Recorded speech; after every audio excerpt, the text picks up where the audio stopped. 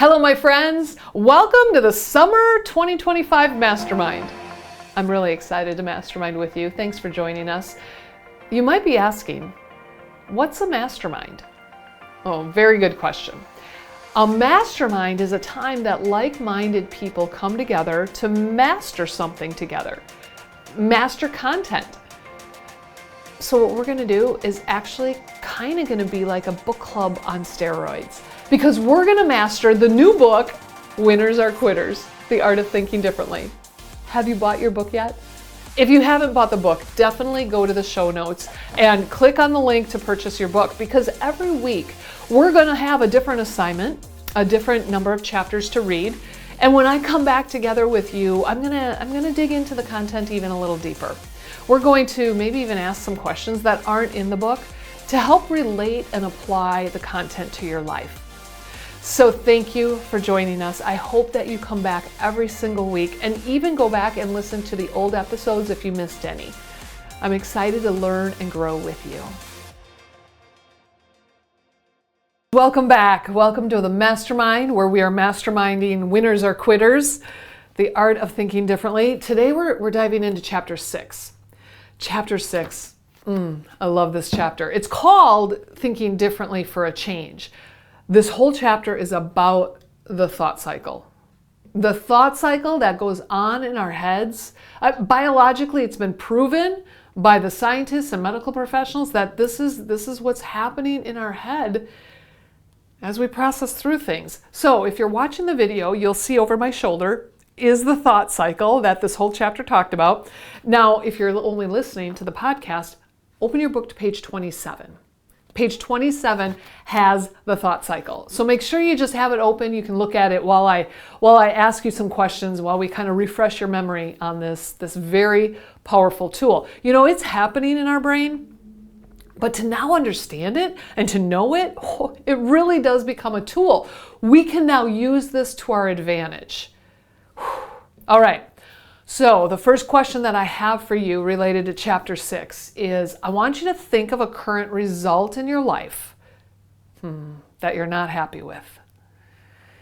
A current result that has happened, that has taken place, and you're not happy with the results.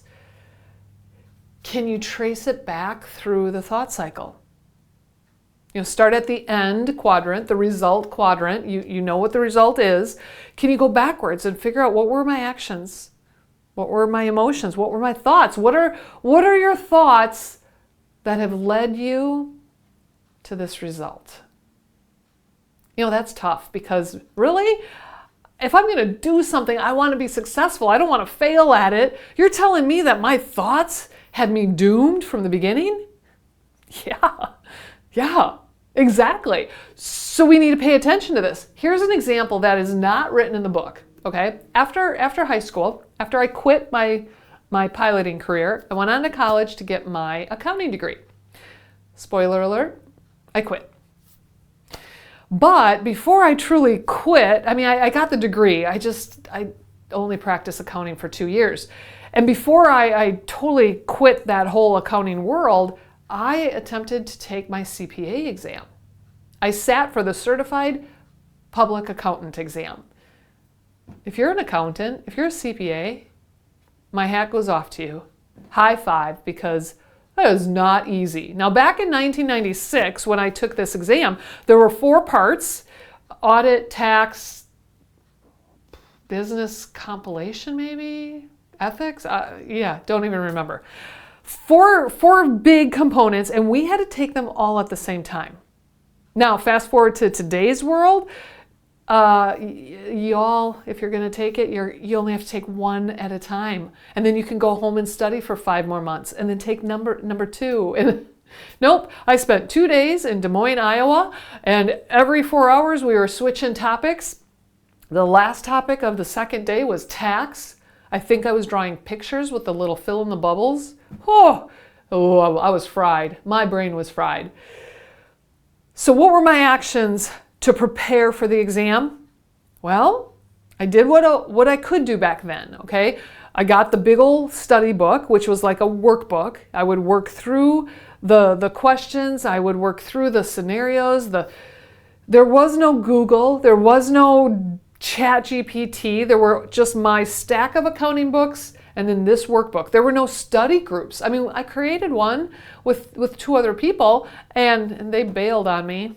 So it was just me alone in my apartment with my husband and my son. And I remember I would sit at the kitchen table every single day and I would open the book and I'd have my notebook and I'd write things out and I'd rewrite and I'd restudy and then I'd look outside and there's my husband and my son in a beautiful summer day just playing outside. It was so cute. And I was not there. I mean, I was there, but I wasn't playing with them. So I was doing the right thing with an attitude. The things that I was saying was, oh, I don't want to study today. Oh, I wish I could be outside. This sucks. So my action? Well, my action was to study. Did it. Check it off. What was my emotion? Ooh, I was whiny. I was complaining.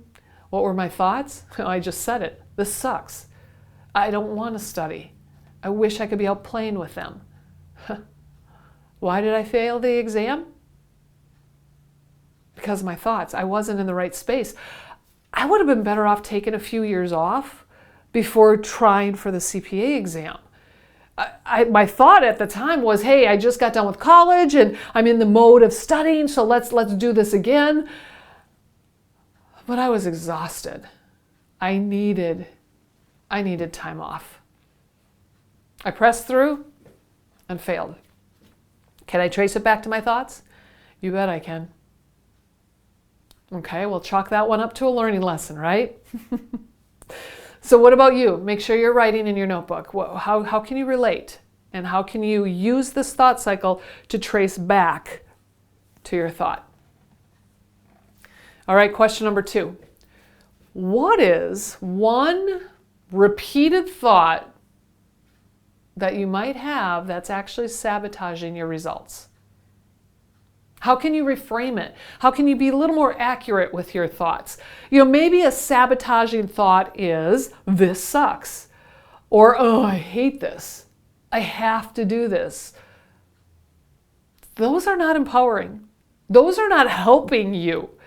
So what is your thought? And sometimes these are a habit and we don't say them out loud. Maybe we do, but they're just always in our head. It's time to reframe it. How can you reframe it? What can you say instead? Because you just read in the chapter and we just talked about the power of our thoughts. Be careful what words you tell yourself. Your brain's a dumb organ. It's going to do what you tell it to do. So if you say, I hate this, the brain's going to be like, yeah, I hate this. Be smart. Reframe your thoughts so that they're truly empowering and serving you. Okay, question number 3. Thought intelligence is a phrase that I coined. You'll read about it in the chapter. This is your superpower.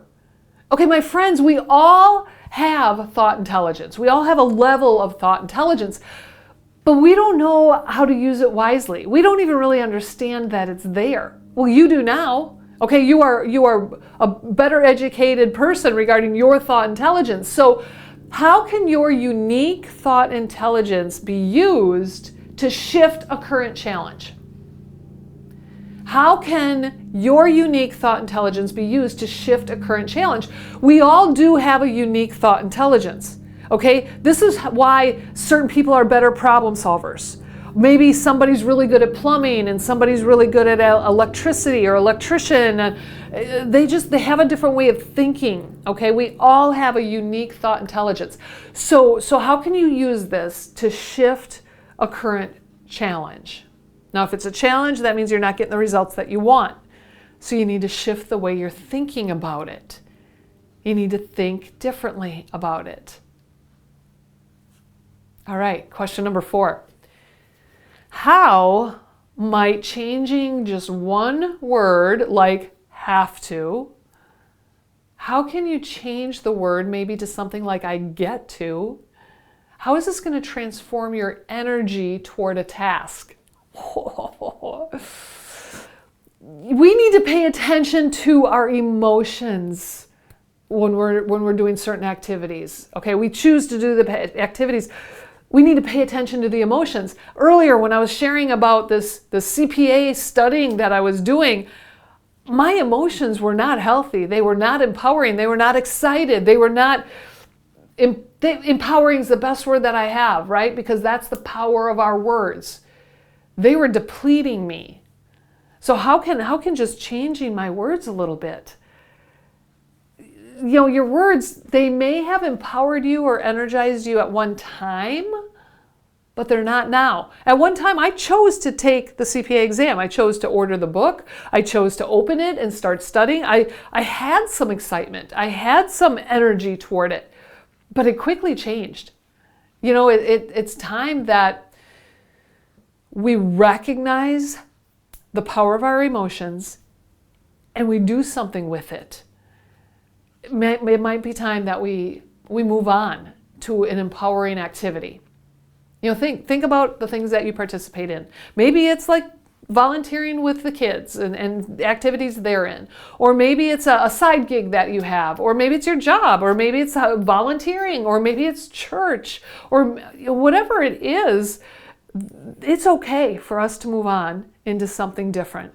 It's okay for us to see our growth and recognize that was serving us at a moment, and now I'm going to move on. I get to move on.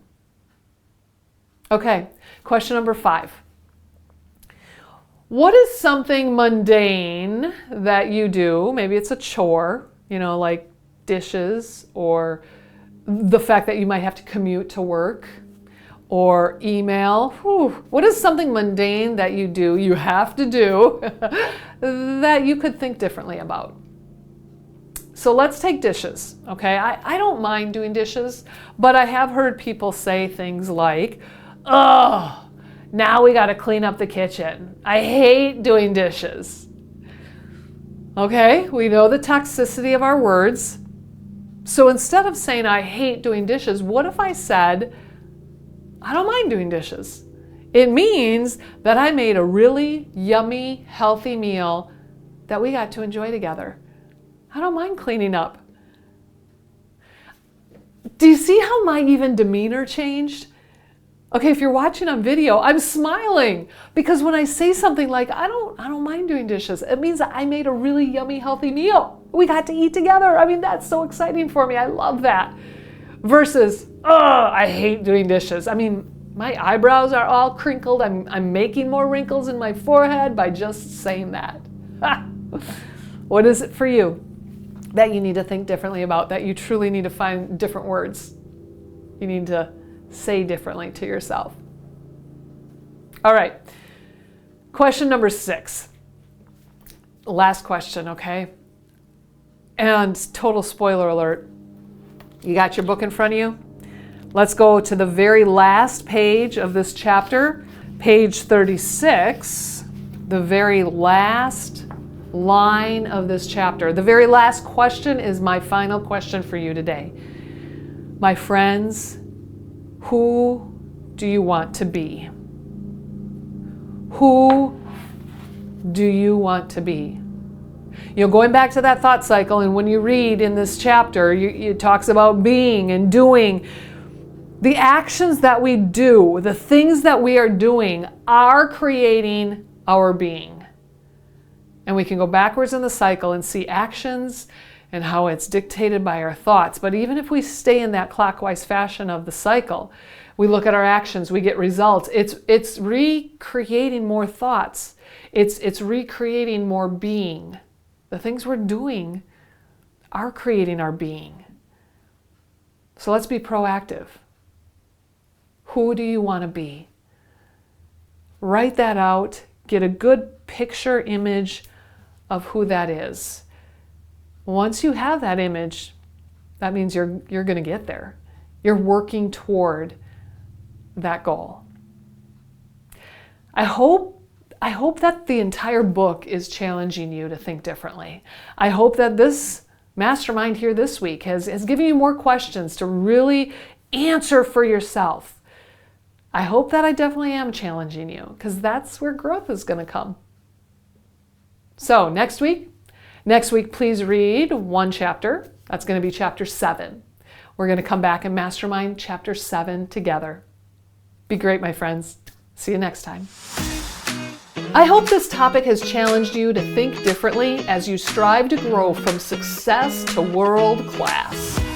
Please follow this podcast, share it with your friends, and follow me and Unity Consulting on all social platforms: Facebook, YouTube, Instagram, LinkedIn, and our website, unityconsultingllc.com. I look forward to connecting with you next time to challenge your habits so that you are more efficient and fully empowered.